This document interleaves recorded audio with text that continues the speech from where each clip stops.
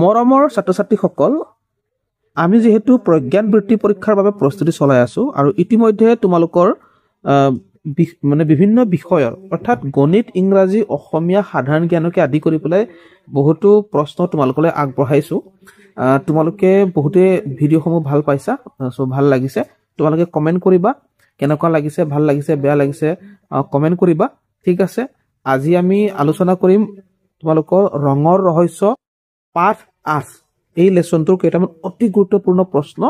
so তোমালোকে মনোযোগেৰে চাবা ভিডিঅ'টো সো ঠিক আছে ইয়াতে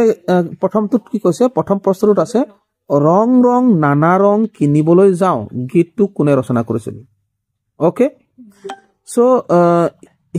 এই যেটো কবিতা গীত হয় আসলতে এই গীতটো ডক্টৰ ভূপেন হাজৰিকাই ৰচনা কৰিছিল ৰং ৰং নানা ৰং গীতটি কোনে ৰচনা কৰিছিল ভূপেন হাজৰিকা ডক্টৰ ভূপেন হাজৰিকাই ওকে তাৰপিছত কৈছে ৰং কিনিবা কোনে গীতটো কি সংগীত হয় ৰং কিনিবা কোনে গীতটো কি সংগীত এটো হৈছে ভূপেন্দ্ৰ সংগীত ওকে কাৰণ ভূপেন হাজৰিকাৰ দ্বাৰা ৰচিত সেইকাৰণে ভূপেন্দ্ৰ সংগীত হয় তাৰপিছত আহিলে আদিম মানুহে ৰঙীন ছবি ক'ত আঁকিছিল আদিম মানুহে ৰঙীন ছবিবোৰ গুহাৰ বেৰত আঁকিছিল গুহা মানে কি গুহা মানে গহ্বৰ মানে গাঁত টাইপ ওকে গাঁতৰ নিচিনা মানে গাঁত হয় আসলতে এইবিলাক গুহা গছৰ কুৰুং এইবিলাকক গুহা বুলি কয় ওকে সো তাত আঁকিছিল নেক্সট আহিলে ইয়াত কৈছে যে সৰি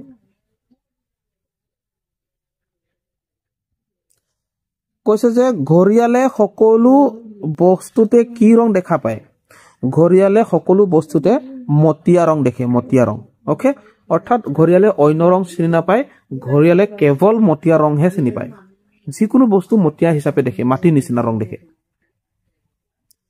তাৰপিছত আহিলে তলৰ কোনবিধ বা কোন কেইবিধ প্ৰাণীয়ে মানুহৰ দৰে ৰং চিনিব পাৰে মানুহৰ দৰে ৰং চিনিব পাৰে কোনে চিম্পাঞ্জিয়ে মানুহৰ দৰে ৰং চিনিব পাৰে গৰিলাই আৰু গিভন এই সকলোবিলাকে মানুহৰ দৰে ৰং চিনিব পাৰে কিন্তু ঘৰিয়ালে নোৱাৰে ঘৰিয়ালে সকলোকে মটিয়া ৰং হিচাপে দেখে ওকে তাৰপিছত আহিলে সূৰ্যৰ পাহাৰত কেইটা ৰং থাকে সূৰ্যৰ পাহাৰত আসলতে প্ৰশ্নটো পঢ়োতে ভুল হৈছে সূৰ্যৰ পাহাৰত নহয় সূৰ্যৰ পোহৰত ওকে পঢ়োতে ভুল হৈছে সৰি সো সূৰ্যৰ পোহৰত 7টা ৰং থাকে ওকে নেক্সট সূৰ্যৰ পোহৰত থকা ৰংসমূহৰ সংমিশ্ৰণত কি ৰং সৃষ্টি হয় অৰ্থাৎ সূৰ্যৰ পোহৰত যি 7টা ৰং থাকে নহয় এই 7টা ৰং মিলি পেলাই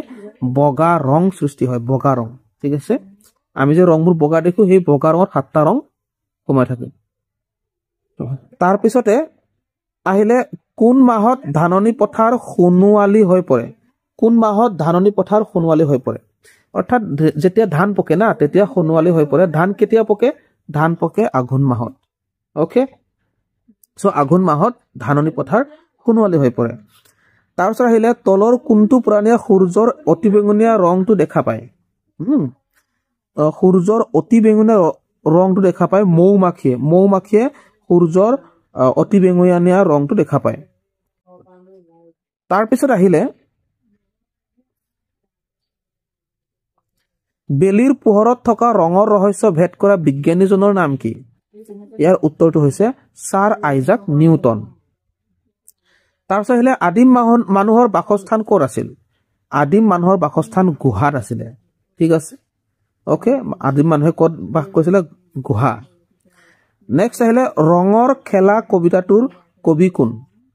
ইয়াৰ উত্তৰটো হৈছে নৱকান্ত বৰুৱা হৈছে ৰঙৰ খেলা কবিতাটোৰ কবি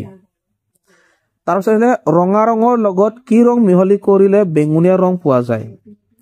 ঠিক আছে ইয়াৰ উত্তৰটো কি হ'ব ৰঙা ৰঙৰ লগত হালধীয়া নীলা নে খুমথিৰা নে মটিয়া কি ৰং মিহলি কৰিলে বেঙুনীয়া পোৱা যায় সো ইয়াৰ উত্তৰটো হৈছে নীলা ৰং কৰিলে বেঙুনীয়া ৰংটো পোৱা যায় ওকে নেক্সট আহিলে হালধীয়া আৰু নীলা ৰং মিহলি কৰিলে কি ৰং পোৱা যায় নীলা আৰু হালধীয়া মিলালে সেউজীয়া ৰং পোৱা যায় ওকে তাৰ পিছতে পদাৰ্থৰ গতি সম্পৰ্কীয় বিখ্যাত সূত্ৰ কোনগৰাকী বিজ্ঞানী আৱিষ্কাৰ কৰিছিলে ইয়াৰ উত্তৰটো হৈছে ছাৰ আইজাক নিউটনে পদাৰ্থৰ গতি সম্পৰ্কীয় সূত্ৰটো আৱিষ্কাৰ কৰিছিলে নেক্সট আহিলে নিয়োগ প্ৰথম ছ যদি মানে যোগ কৰা হয় অৰ্থাৎ যুক্তাক্ষৰটো কেনেকুৱা বনিব যুক্তাক্ষৰটো এনেকুৱা বনিব ঠিক আছে এইটো কি হ'ব এইটো দ্বিতীয় ছ নিয়োগ যদি দ্বিতীয় ছ বনে তেনেকুৱা বনিব আৰু নিয়োগ প্ৰথম ছ হলে এনেকুৱা বনিব ওকে তাৰ পিছত আহিলে ৰঙিয়াল শব্দটোৰ অৰ্থ হৈছে ৰঙিয়াল শব্দটোৰ অৰ্থ ৰঙিয়াল মানে ৰঙিয়াল শব্দটোৰ অৰ্থ হৈছে আনন্দময় আনন্দময় ৰঙিয়াল তাৰমানে ওকে তাৰ পিছত আহিলে বেগ নিহেশাসুৰত থকা বে কিহৰ সূচক এই যে সূৰ্যৰ পোহৰত যে সাতটা ৰং থাকে এই সূৰ্যৰ পোহৰত থকা সাতটা ৰঙক এটা নাম দি পেলাই আমি মনত ৰাখিব পাৰো এইটোৱে হৈছে এইটো বেগ নিহেশাসুৰ ওকে কি হয় বেগ নিহেশাসুৰ গতিকে এই বেগ নিহেশাসুৰৰ প্ৰতিটো বৰ্ণৰে এটা এটা নাম আছে ইয়াৰে যেটো বে মানে বেঙুনিয়া হয় সো মই বাকি তোমালোকক কৈ দিছো বেগ নিহেশাসুৰৰ বাকি বৰ্ণবিলাকে কি শব্দ বুজাইছে বা কি ৰং বুজাইছে তোমালোকক কৈ দিছো শুনা ইয়াৰ বেটোৱে বেঙুনিয়া বুজালে এটো কলোৱে বে মানে বেঙুনিয়া ঘ মানে ঘন নীলা আৰু নি মানে নীলা হে মানে সেউজীয়া হা মানে হালধীয়া সু মানে সুমথিৰা ৰ মানে ৰঙা ওকে ঠিক আছে মনত ৰাখিবা তাৰ পিছত আহিলে তলৰ কোনবিধ বস্তুৰ বৰণ হালধীয়া এটো জানাই আৰু হালধীয়া সৰিয়হৰ ফুল হালধীয়া হালধি গছৰ পাত সেউজীয়া মিঠাই আৰু খোৱা বস্তু মিঠাই যিটি ৰঙৰ হ'ব পাৰে আৰু গাখীৰটো বগা না ওকে সো নেক্সট আহিলে ইয়াতে কৈছে যে ইন্ডিগোৰ অসমীয়া প্ৰতিশব্দ হৈছে ঘন নীলা ওকে ইন্ডিগোৰ অসমীয়া প্ৰতিশব্দ কি ঘন নীলা কেনেকে মনত ৰাখিবা তাৰ কাৰণে মই এটা উপায় দিছো তোমালোকে ভালকে লিখি লবা ঠিক আছে ইয়াতে চোৱা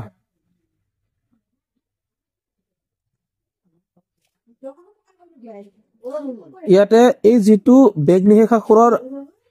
অসমীয়া সাতটা মানে সূৰ্যৰ পোহৰত থকা সাতটা ৰঙৰ অসমীয়া নাম বেগ নিহেশাসুৰ ঠিক আছে অসমীয়াত আমি এটা শব্দত মনত ৰাখিছো ইংৰাজীত এটা আছে ভিবজিঅৰ VIBGYOR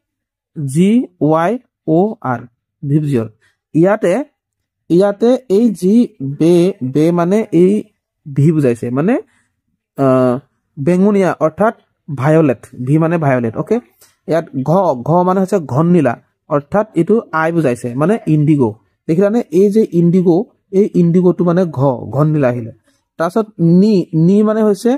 নীলা অৰ্থাৎ ইয়াত কি আহিলে বি আহিলে ব্লু আহিলে তাৰছত সেউজীয়া মানে সেউজীয়া মানে কি আহিলে জি আহিলে গ্ৰীন ঠিক আছে তাৰছত হা মানে হালধীয়া মানে হৈছে ইয়াত ওয়াই ইয়েলো তাৰছত সু মানে হৈছে সুমথিৰা মানে ইয়াত হৈছে অৰেঞ্জ আৰু ৰ মানে হৈছে ৰঙা মানে ইয়াত আৰ হৈছে ৰেড ওকে তোমালোকে তেনেকে মনত ৰাখি লবা প্ৰথম বৰ্ণটো ইয়াৰ অসমীয়াৰ প্ৰথম বৰ্ণ ইংৰাজীৰ প্ৰথম বৰ্ণ একে বুজাইছে এটো মনত ৰাখিবা অসমীয়াৰ প্ৰথম বৰ্ণ ইংৰাজীৰ প্ৰথম বৰ্ণ অসমীয়াৰ সেকেন্ড বৰ্ণটো ইংৰাজীৰ সেকেন্ড বৰ্ণটোৰ লগত মিল আছে ঠিক আছে ওকে বুজিব পাৰিলা ওকে সো আমি এই ভিডিওটোত তোমালোকক এই ইম্পৰ্টেন্ট কথাকেইটা জনালো এই দৰকাৰী প্ৰশ্নসমূহ আগবঢ়ালো আশা কৰিছো তোমালোকে ভাল পাইছা গতিকে পিছৰ ভিডিওসমূহ পাই থাকিবৰ কাৰণে চেনেলটো সাবস্ক্ৰাইব কৰি ৰাখিবা